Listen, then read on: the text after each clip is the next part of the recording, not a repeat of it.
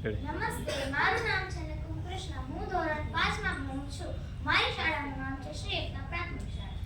આજે હું તમને એક સરસ મજાની વાર્તા કહીશ. વાર્તાનું નામ છે ઝાંઝરવાળી. એક હતું નગર. નગરમાં રાજાએ સુંદર બગીચો બંધાવ્યો હતો. બગીચામાં ઘણા પંખીઓ રહેતા હતા. પંખીઓમાં એક નાનકડી ચકલી પણ રહેતી હતી. ચકલી તો નાની અને નમણી. એક દિવસ ચકલી ચણતી ઉડતી હતી. તેને મળ્યું એક ઝાંઝર મળ્યું તો ચકલી કહે, અરે વાહ, આ તો મને ખૂબ ગમે છે. એમ કહીને ઝાંઝર પગમાં પહેરી લીધું. થોડા દિવસો બાદ રાજા બગીચામાં ફરવા આવ્યા તો ચકલી તો રાજા સામે જોઈ અને ફૂલોને બોલી, હું તો ઝાંઝર વાળી ચકલી બાઈ, મને કોઈથી કાંઈ ન કહેવાય, કાંઈ ન કહેવાય, કાંઈ ન કહેવાય. કોઈ પાસે ના હોય તો મારા પગમાં ઝાંઝર સોહાય. હવે ચકલીની આવા શબ્દો સાંભળી રાજા ખૂબ ગુસ્સે થયા. પગ પછાડતા મહેલમાં ચાલ્યા ગયા. બીજા દિવસે રાજા ફરી પાછા આવ્યા અને ચકલી ફરી પાછી બોલી, હું તો ઝાંઝર વાળી ચકલી બાઈ, કોઈથી મને કાંઈ ન કહેવાય, કાંઈ ન કહેવાય, કાંઈ ન કહેવાય. કોઈ પાસે ના હોય તેઓ મારા પગમાં ઝાંઝર સોહાય.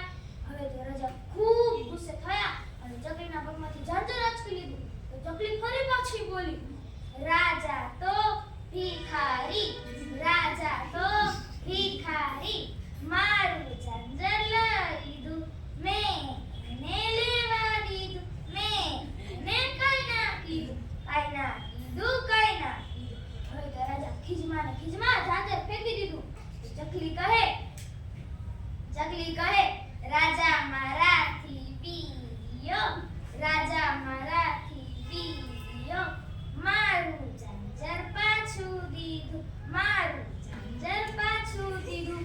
હવે તો રાજા ખૂબ ગુસ્સે થયા અને સિપાહીને કહે, આનું મુંડન કરાવીને બગીચાની બહાર કાઢો. તો ચકલી પણ વટમાં બોલી, પણ તારું મુંડન ના કરાવું તો મારું નામ પણ ઝાંઝરવાળી ચકલીબાઈ નહીં. રાજા તો રોજ મંદિરે જાય, ભગવાન પાસે પ્રાર્થના કરે, ભગવાન મારું ભલું કરજો. દરરોજની જેમ આજે પણ રાજા તો ગયા મંદિરે જઈને કહે, ભગવાન મારું ભલું કરજો.